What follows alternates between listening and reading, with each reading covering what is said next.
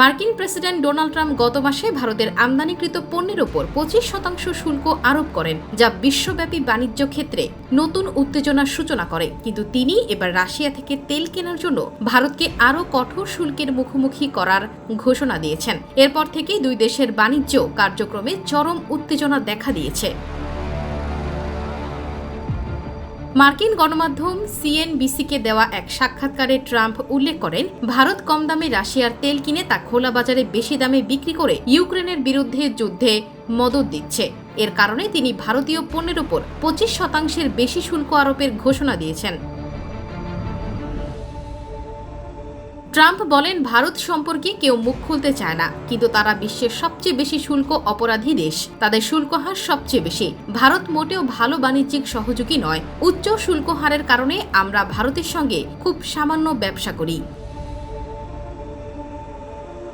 এছাড়া হোয়াইট হাউসে এক সংবাদ সম্মেলনে তিনি জানান, রাশিয়ার সঙ্গে নির্ধারিত বৈঠকের পরেই রুশ তেল কেনার দেশগুলোর ওপর নতুন নিষেধাজ্ঞা আরোপের সিদ্ধান্ত নেবেন। যদি শুক্রবারের মধ্যে যুদ্ধ বন্ধে দৃশ্যমান অগ্রগতি না আসে, তাহলে রাশিয়া ও তাদের ক্রেতাদের ওপর আরও কঠোর নিষেধাজ্ঞা আরোপের হুমকি দেন ট্রাম্প।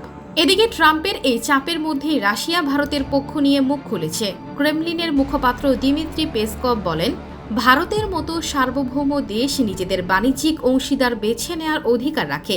ট্রাম্পের এই চাপ তৈরি করার চেষ্টাকে আমরা অবৈধ বলে মনে করি। পেসকভ আরও জানান, মস্কো ভারতের সঙ্গে সম্পর্ক আরও গভীর করতে আগ্রহী।